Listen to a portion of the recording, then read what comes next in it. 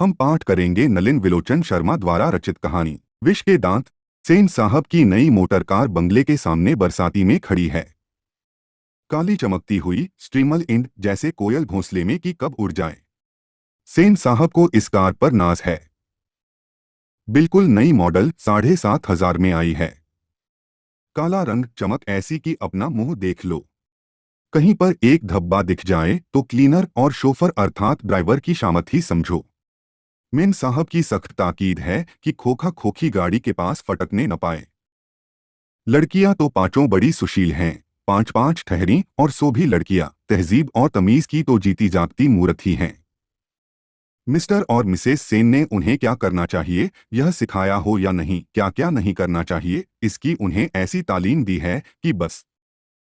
लड़कियां क्या हैं, कठपुतलियां हैं, और उनके माता पिता को इस बात का गर्व है। वे कभी किसी चीज को तोड़ती फोड़ती नहीं।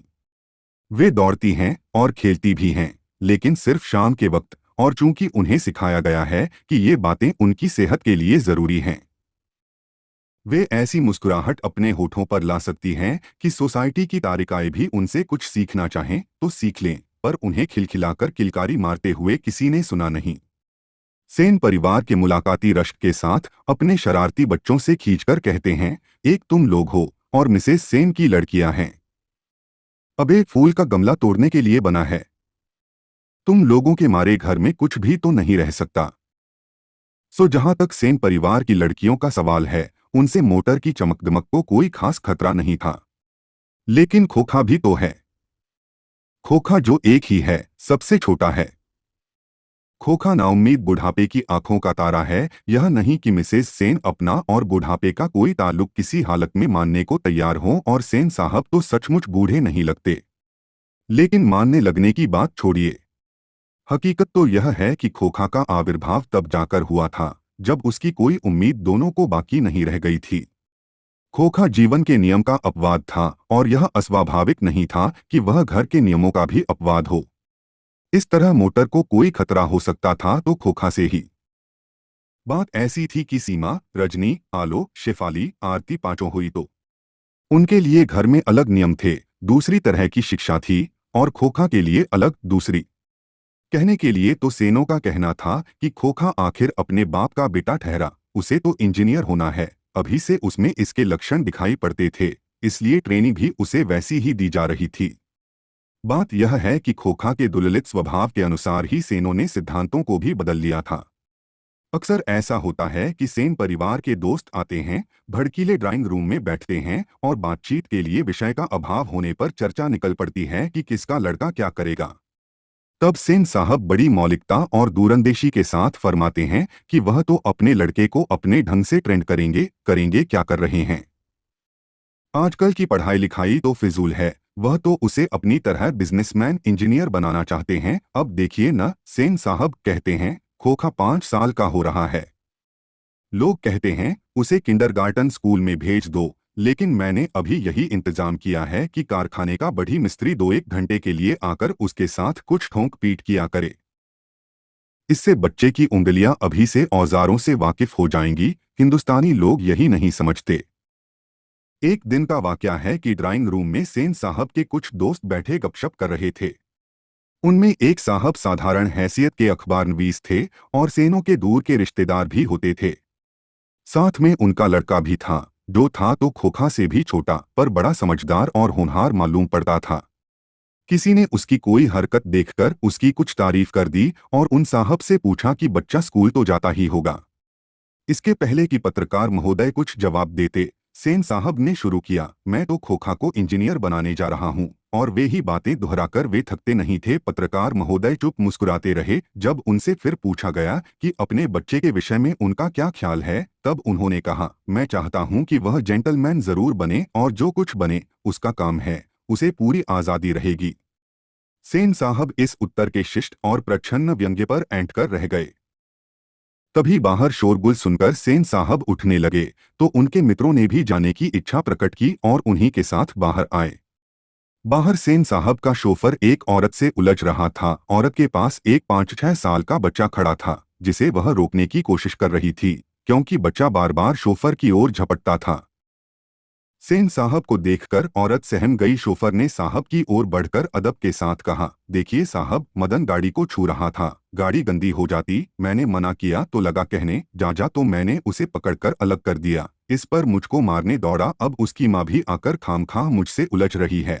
मदन की माँ कुछ कहना चाहती थी, लेकिन सेन साहब के सटे होठों को देखकर चुप रह गई। सेन साहब ने बड़े संयत पर कठोर स्वर में कहा, मदन की माँ, मदन को ले जाओ और देखना वह फिर ऐसी हरकत न करें। मदन की माँ अपने बच्चे के बाएं घुटने से निकलते हुए खून को पोंछती हुई चली गई। ड्राइवर ने शायद धकेल दिया था और वह गिर पड़ा था, लेकिन एक मामूली किरानी के बेटे को सेनन साहब के ड्राइवर ने धक्का दे दिया और उसे चोट आ गई। तो आखिर ऐसी कौन सी बात हो गई। ठीक इसी वक्त मोटर के पीछे खटखट की आवाज सुनकर सेन साहब लपके। शोफर भी दौड़ा और लोग सीढ़ियों से उतरकर अपनी अपनी गाड़ियों की ओर चले। सभी ने देखा, सेन साहब खोखा को गोद में लेकर उसे हल्की मुस्कुराहट के साथ डांट रहे हैं और मोटर की पिछली बत्ती का लाल शीशा चकनाचूर हो गया है। सेन साहब ने मित्रों को संबोधित करते हुए कहा, देखा आप लोगों ने, बड़ा शरारती हो गया काशू, मोटर के पीछे हरदम पड़ा रहता है।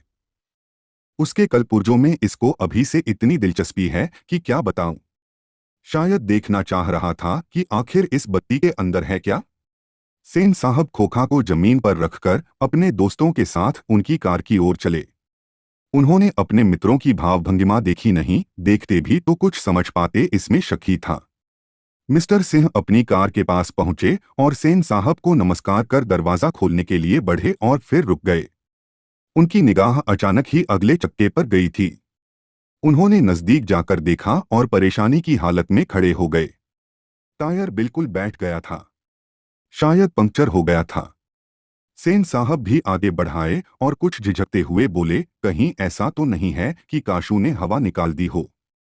ड्राइवर, जरा दूसरे चक्कों को भी देख लो और पंप ले आकर हवा भर दो, और हाँ, कुर्सियां लॉन में लगवा दो, तब तक हम यहाँ बैठते हैं। ड्राइवर ने एक कार का चक्का लगाकर सूचना दी कि दूसरी ओर के पिछले चक्के की भी हवा निकाली हुई थी। काम तो काशू बाबू का ही मालूम पड़ता है, इधर ही खेल रहे थे, शोफर ने बताया और पंप लाने चला गया। मुखर्जी साहब की गाड़ी सकुशल थी और वह अपने और पत्रकार महोदय के परिवार के साथ चलते बने। सेन साहब और मिस्टर सिंह लॉन की कुर्सियों पर बैठकर बातें करते रहे। बातों के सिलसिले में ही सेन साहब ने बतलाया कि काशू ने इधर चक्कों से हवा निकालने की हिकमत जान ली थी और मौका मिलते ही शरारत कर गुजरता था। उनका अपना ख्याल था। उसकी इन हरकतों को देखकर तो यह साफ मालूम होता था कि इंजीनियरिंग में उसकी दिलचस्पी है। इसी तरह की दूसरी बेमतलब की बातें होती रहीं, जब तक कि चक्कों में पंप नहीं हो गया और मिस्टर सिंह रुखसत नहीं हो गए। सेन साहब अंदर लौटे तो बेरा को, मदन के पिता गिरधरलाल को, जो उनकी फैक्ट्री में किरानी था और अहाते के एक कोने में आउट हाउस में रहता था, बुला लाने का हुक्म दिया। गिरधरलाल आया और सेन साहब के सामने सिर झुकाकर खड़ा हो गया, जैसे खून के जुर्म में कैदी जज के सामने खड़ा हो। सेन साहब ने ठंडी बेलौस आवाज में कहना शुरू किया, देखो गिरधर, मदन आजकल बहुत शौक हो गया है। मैं तुम्हारी और उसकी भलाई चाहता हूँ। गाड़ी को गंदा किया वह अलग, मना करने पर ड्राइवर को मारने दौड़ा और मेरे सामने भी डरने के बदले उसकी ओर झपटता रहा। ऐसे ही लड़के आगे चलकर गुंडे, चोर और डाकू बनते हैं, गिरधरलाल कभी कभी जी कह देता था। सेन साहब का भाषण जारी था, उसकी हालत क्या होती है तुम जानते ही हो, उसे संभालने की कोशिश करो। फिर ऐसी बात हुई तो अच्छा नहीं होगा। तुम जा सकते हो। उस रात गिरधरलाल के क्वार्टर से आते हुए मदन के चीत्कार से सेनों का आरामदेह शयनागार गूंज गया। आराम में खलल पड़ने से कुछ झुंझलाकर पिता सेन ने धर्मपत्नी से बड़ी समझदारी की बात कही, गिरधर खुद समझदार आदमी है, उसकी बीवी ने ही लड़के को बिगाड़ दिया है, मदन की यही दवा है।